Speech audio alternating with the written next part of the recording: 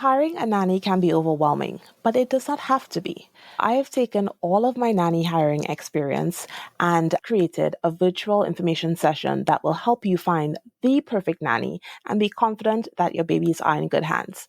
It will be Thursday, June 27th at 3 p.m. Eastern, 12 p.m. Pacific. Sign up now. Registration link is in the show notes and on my website. And don't worry if you can't make it live, there will be a replay. Now, on to the episode. Hey, Doc.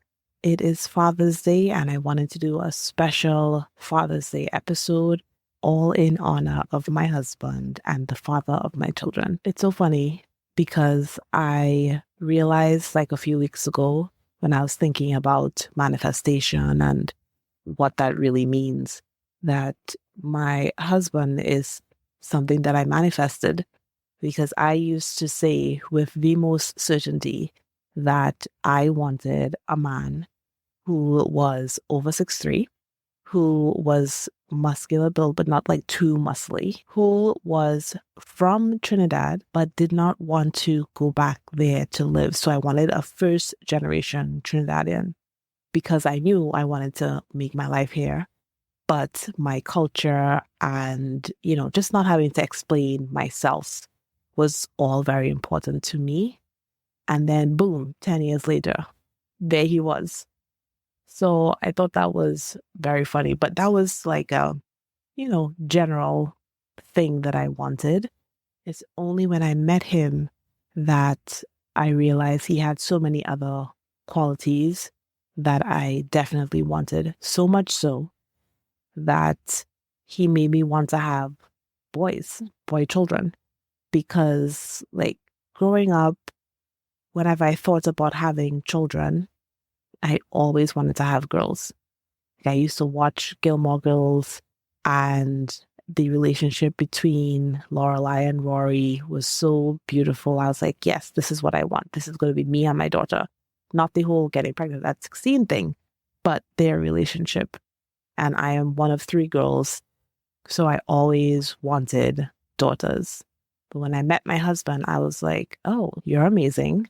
I want to have boys so they will grow up to be just like you. So we met, fell in love, had a very whirlwind beginning, and I could not imagine my life without him. He has a strong personality just like me, but we still have enough differences to balance each other out, especially when it comes to my wild imagination and fantastical thinking.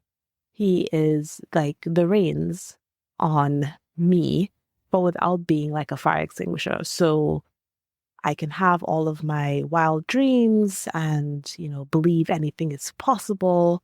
And he's like the reality check, but not like a Debbie Downer. No, you can't do this. No, this is terrible. He is one of my biggest fans and supporters, and I will be ever grateful for him.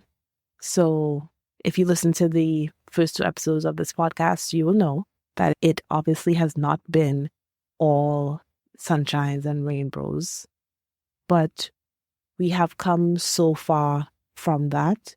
And the reason that we were even able to make it through that and come far from that is because of our commitment to each other and our devotion to personal growth. And I feel so fortunate that as I go along this personal growth journey and I go deeper into coaching, that I have a partner who is supportive of it and also right there along with me, growing with me.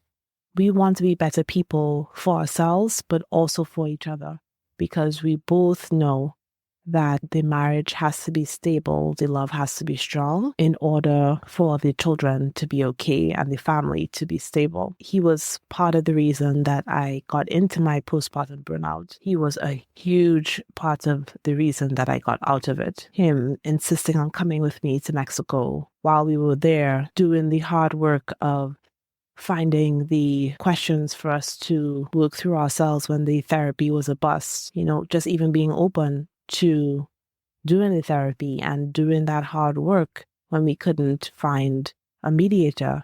That was all him.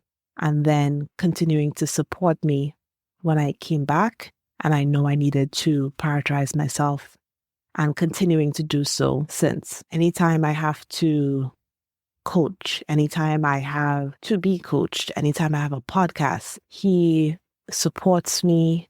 He makes sure that if the au pair is working, he has the kids. All the travel that I do for locums and for my businesses, he's here holding it down like a true parent, a great father. And I really could not be doing any of this, including this podcast, without him. This is not to say we do not have arguments, trust and belief. We still have arguments. But the way that they are able to be resolved is such a stark difference than before. And when I knew that we had pretty much done a 180 from this postpartum experience was very recently. My daughter had to go to the ER. She was wheezing and her lungs sounded terrible. We realized right before bedtime. So I listened. It was really bad. And was like, okay, yeah, we have to take her to the ER. And he just hopped to it. And before, I would have had to be like, okay, do this, while getting myself ready, while getting my daughter ready. But I actually even went into that mode. I was in doctor mode, fix it mode. I handed the baby off to the au pair so I could go upstairs and change. And I went outside to tell him, take out the stroller, do this. And he was already doing it. I was like, oh, okay, you got it. He anticipated everything that I needed and just did it. And I was just like, wow, this is not how it was before. And I made sure when I came home from the ER to acknowledge that and to thank him for it, because I know that's important too. Not just for him to do better, but for me to acknowledge the better and to show appreciation for it. So I feel very lucky to have manifested this man. And I wanted to dedicate this episode to him and wish him a very happy Father's Day. And when I asked him what he wanted, it was actually very similar to what I said I wanted for Mother's Day and what many mothers want for Mother's Day. It was to be left alone. But when he said that, I was like, really? Is that really what you want? If everything was taken care of and you could have anything you wanted, is that really what you want? And he's like, yeah, no, what I really want is a blowjob. I was like, yes, there it is. That sounds more like you. I also want to say Happy Father's Day to your husband. And you can let him listen to the podcast, because this is not a husband hating space. Even though I may speak about husbands, mine included, frankly, sometimes it may not be easy to hear. This is not about husband hating. Like you've just heard, I love mine. And I believe that a strong marriage and a strong foundation is essential for the children. So on the list of priorities, it's me, marriage, kids. So welcome him to this space, because I also think it is important for not only husbands, but other family members and friends and anybody who's around somebody who's pregnant or has a small child to hear these things, to hear what we are going through so that they can know how to better support us.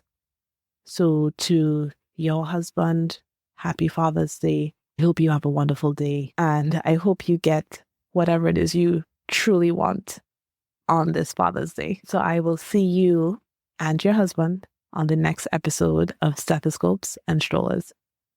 And that's a wrap on today's episode. Thanks for tuning in. I hope you feel a little more seen and a lot less alone. If you love what you heard, go ahead and hit that subscribe button and drop us a 5-star review. They really make a big difference, and it helps other physician moms find us too. And share this episode with your friends. It's all about spreading the support and keeping the conversation going. See you on the next episode of Stethoscopes and Strollers.